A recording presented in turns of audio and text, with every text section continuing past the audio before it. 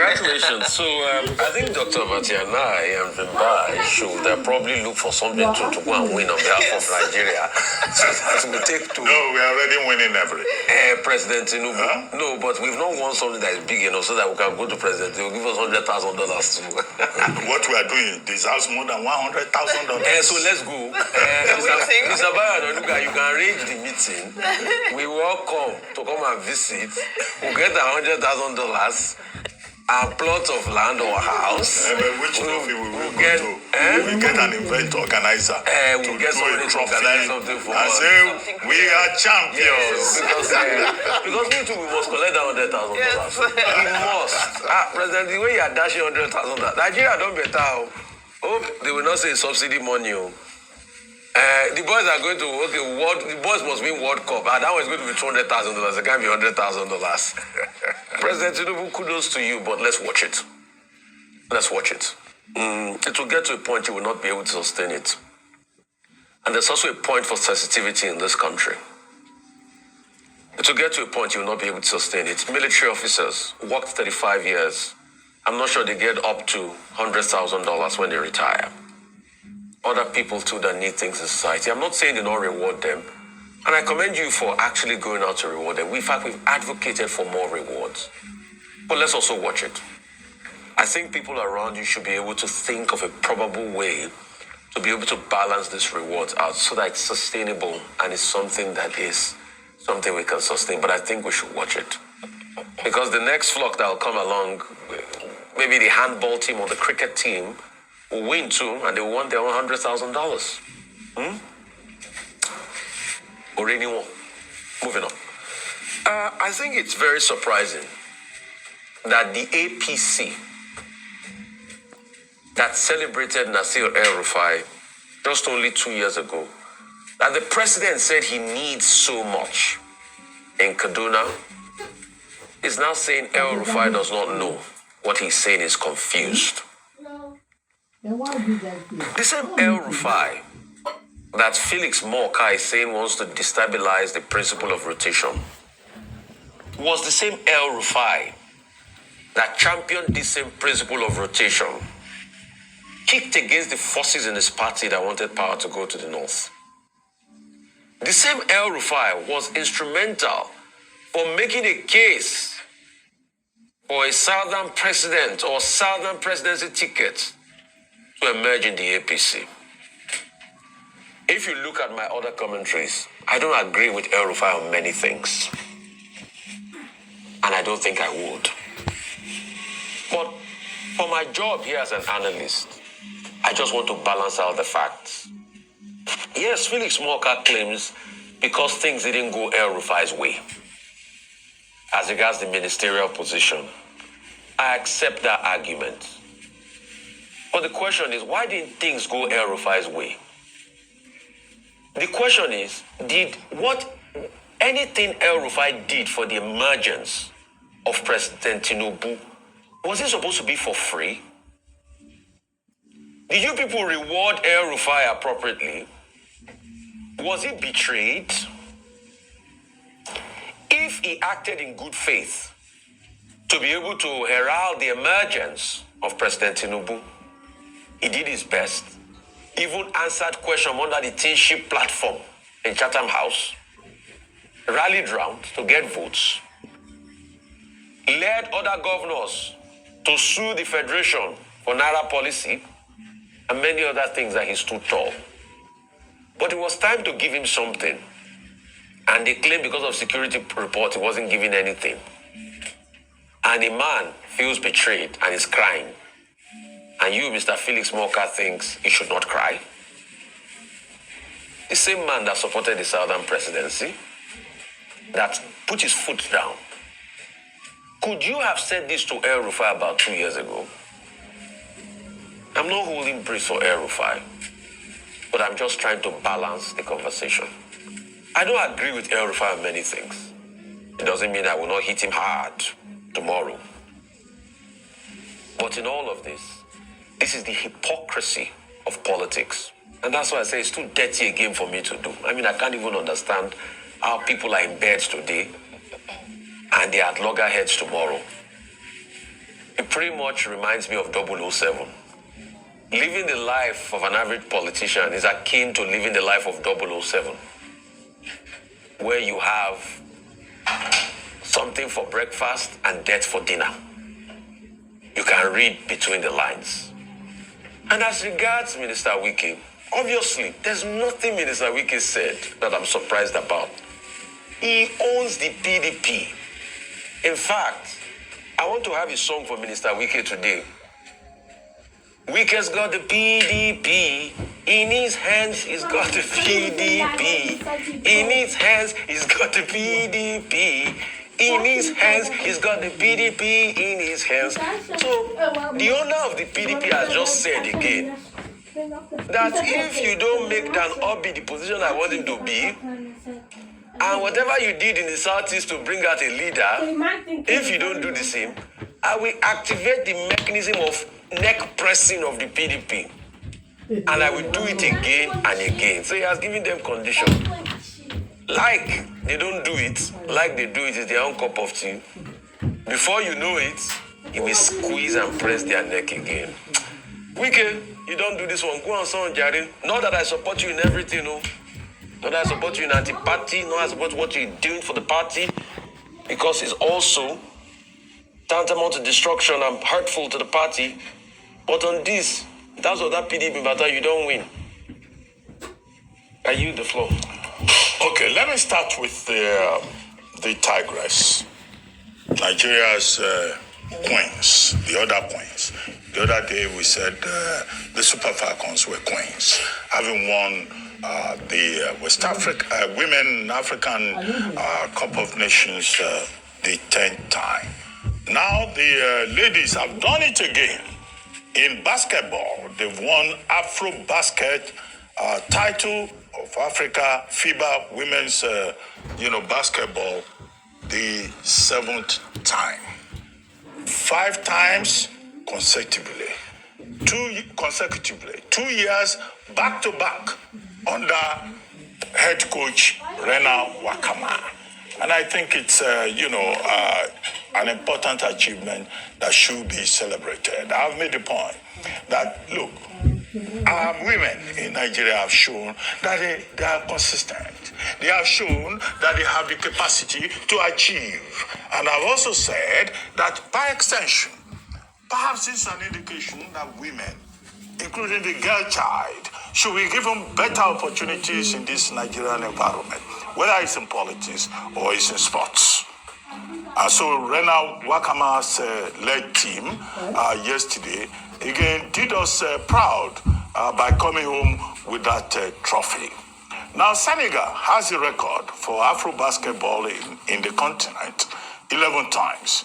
Now Nigeria has won it 7 times. And Rena Wakama, the head coach, is saying, we are not stopping. We're going to beat Senegal's record. And I say, ladies, that is the spirit. Now, when they decided at the end of the day on who gets what award or whatever, it was even a Nigerian, Emi Okonkwo, who got the most valuable player for the 2nd time in a row. The others were Sika Kone.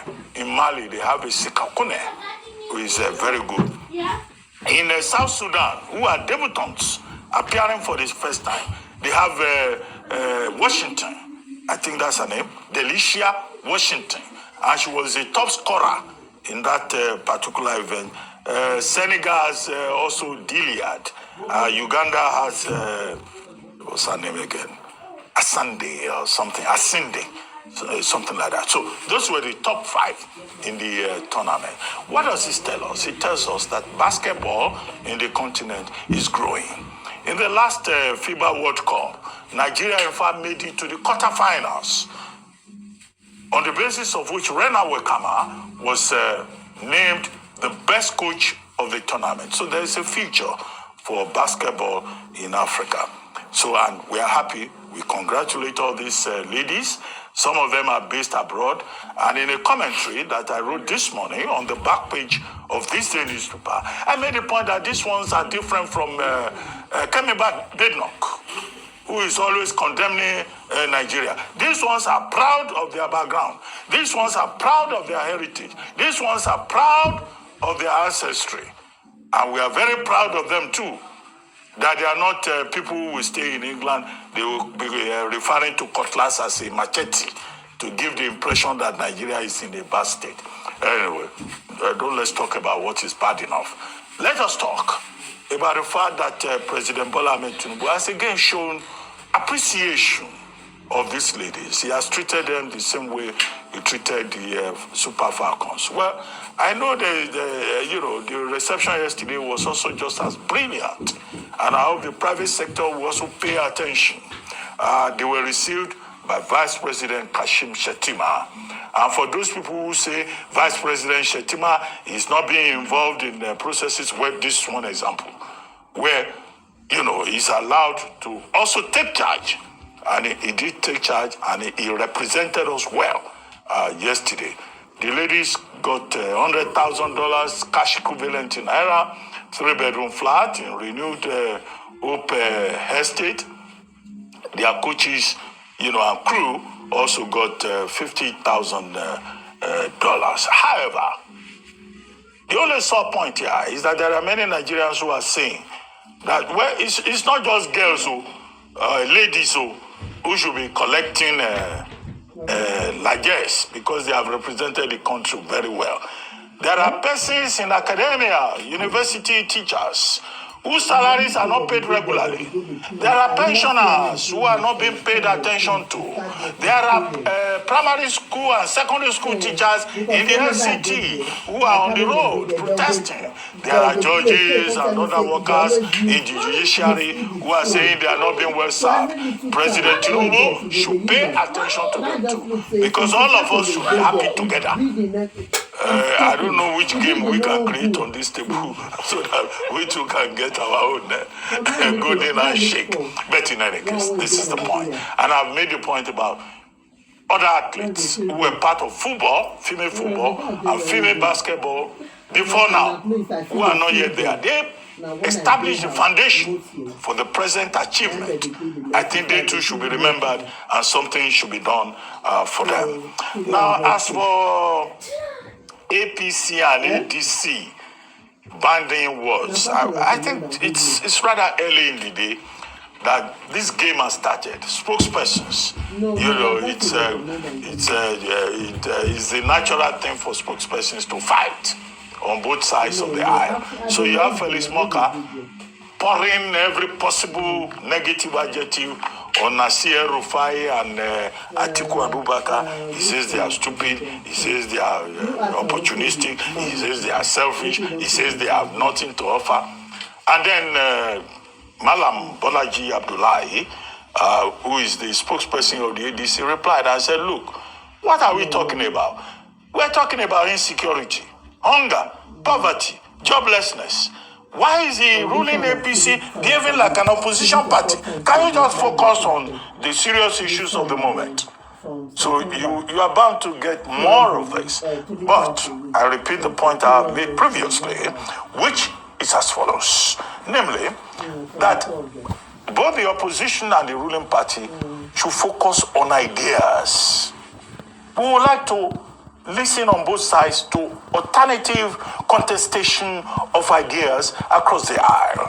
What can be done to make this country better? I don't care what Nasir Rufai does with himself. He can make his own choice. He's a citizen. He can do what he likes. What Felix Moka thinks about Nasir Rufai is not my business. Waziri Adamawa Atiku Abubakar, he has been minister, he has been vice president rather, he has been chairman, economic council. What did you do? Look, all of that is beside the point. How do we move this country forward? What can we do about the major issues of the day? That's what is of benefit to us. It's not which spokesperson can sit in front of the dictionary and search for more adjectives, that is more heavy sounding, more heavy pounding. That should not be the nature of our politics, because that is not democracy that we are promoting, where everybody is just promoting their individual egos and trying to grab the headlines. And the media, should also, manage the process. It's not everybody that comes and say, this person will talk and invite reactions. No. We also have a responsibility to moderate the diarrhea of the mouth that many spokespersons are going to inflict upon themselves as we move forward. As for Wiki, what is there to say about him? What did he do again yesterday? Okay, he had a presidential media chat in which he was dictating to the PDP, the same party that should have disciplined him long ago. He's saying that he does not recognize Chief Ali Odefa. He says Chief Danobi must be the person who is recognized as the national vice chairman, South-South. And if that does not happen, there will be crisis. He even preempted President Bola Ahmed Tinubu. He told us yesterday that President Bola Ahmed Tinubu is going to call off the state of emergency in Rivers State. So he already knows because he has taken the decision, acting as the president of Nigeria. He also told us that local council elections will take place, and it is the caretaker sole administrator who is going to conduct it. I don't understand this kind of politics. And then, of course, he too took time out to abuse El Rufai. Well, let me just end by saying these distractions, very unimportant digressions. I just want to say that, look, we want the politics of decency, we want the politics of civility, we want politics that is driven by ideas, not by ego, not about verbal diarrhea, not about emotions, so that Nigeria can project itself as a country that is running a serious-minded. Members of the Obedient Movement have formally petitioned Peter Obi, alleging marginalization within the African Democratic Congress-led alliance, the ADC. The memo dated July 29th and signed by National Coordinator Dr. Tanku Yunusa accuses coalition leaders of systematically excluding obedient loyalists from key meetings and decision-making processes. Listing the grievances, Tanko cited lack of inclusion in major deliberations. According to him, none of Obi's loyalists was deemed good enough to share a table with the ADC decision makers. Several of our designated representatives and members were reportedly excluded from crucial meetings as a member of the Obedient Movement, Justin EJ. A warm welcome to you, Justin. It looks like there's trouble in paradise. I mean, it's barely a few months since this coalition kicked off, and we're already seeing it's getting a bit rocky. A bit of fire on the mountain. Yes. So could you share with us what the issue is with the Obedient Movement and the ADC at the moment? Thank you. Good morning. Thank you for having me. Nathaniel. There is no trouble in paradise. All is well within the movement, and I would like to... within the movement, yes. I'm talking about ADC, yes, the coalition. I heard you. I heard you loud and clear. So here's the thing. People need to understand that the Obedient Movement, first of all, is not a political party.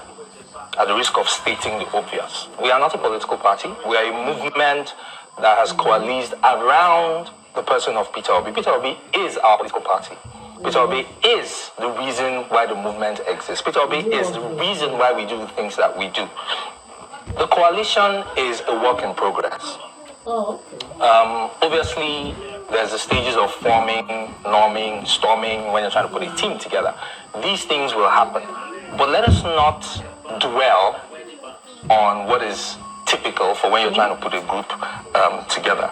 There is no problem that rises to the level of being called a trouble in paradise, is what I mean by that. All is well in paradise, if we will call it paradise.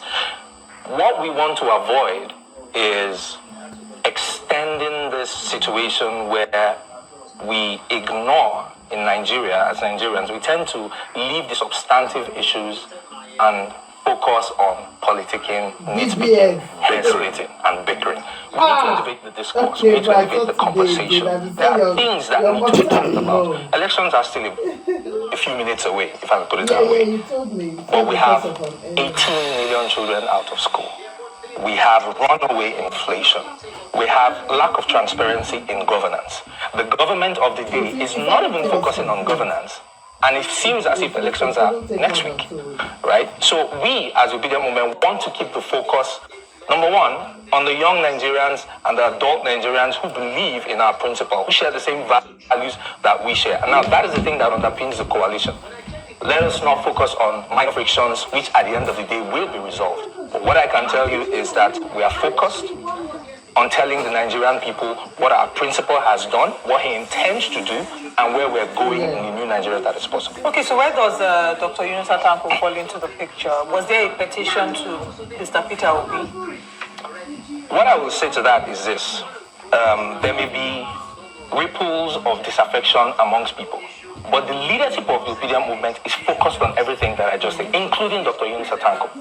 Right? So people may say one or two things and do not believe everything you see out there. At the risk of not divulging much, because there's a lot that's going on. There's a lot of sensitivities that are surrounding the issue. But I can tell you that Dr. Yunus Atanko is focused on what I just said, which is the mission of building out the obedient structure. Over the past few months, we have gone around Nigeria mobilizing people at the grassroots, right? Sensitizing them on the need to be responsible civic citizens. That is what the focus is, inclusive of Dr. Tanko himself. All right, so that alleged grievance, are you saying it does not exist?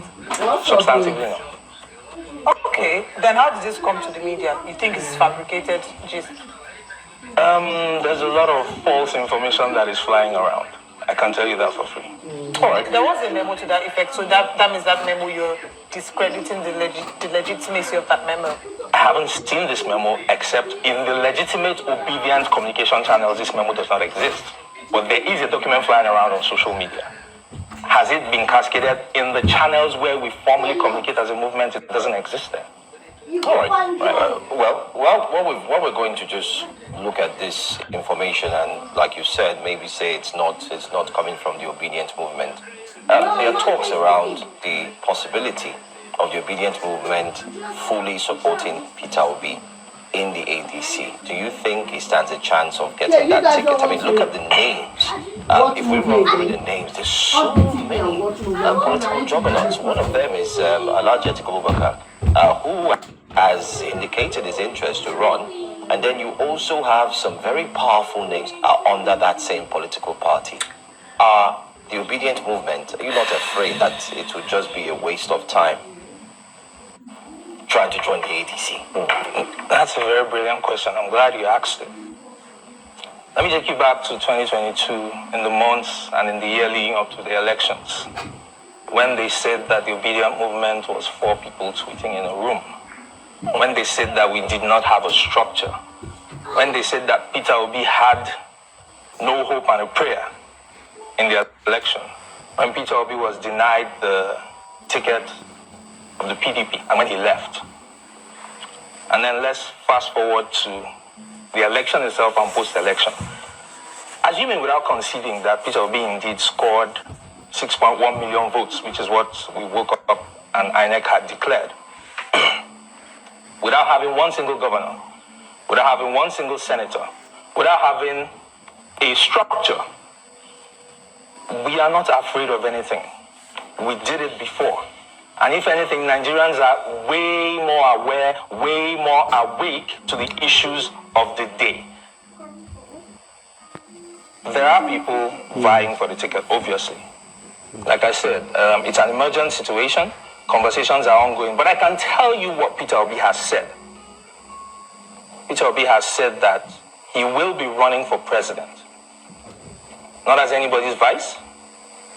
Peter Obi has said, if anyone asks you, tell them that I'll be running and I'll be running for president. We cannot have a situation where the driver becomes a conductor.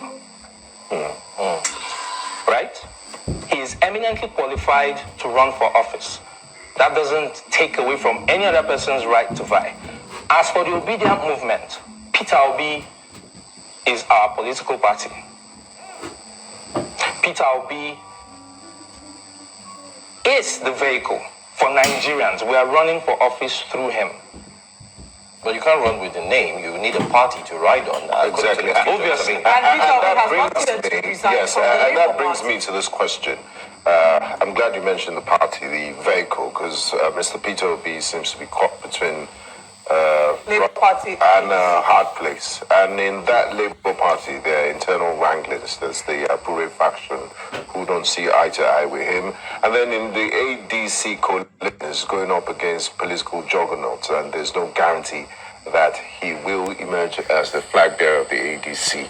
So where does that leave him politically as we inch towards 2027? And honestly, next year, politicking will begin, and elections is just past the first quarter of 2027. So what are his strategies, or what happens if, you can't go back to your base, Labour Party, and then you don't emerge as the coalition candidate in ADC? It's very important in contemplating these issues that we do not establish a false premise for the conversation. Peter Obi is a member of the Labour Party today. The coalition is not... the coalition is a statement of intent. Come elections, we want to work together. That is what the coalition represents. Peter Obi has said categorically he is and remains a member of the Labour Party today.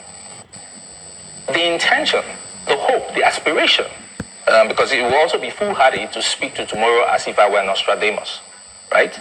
But the aspiration of all of us, the intent of Peter Obi, is to secure a ticket to run for president come 2027. I don't know if that answers the question. So to push back on that, you said the intent of Peter Obi is to secure a ticket to run for elections come 2027.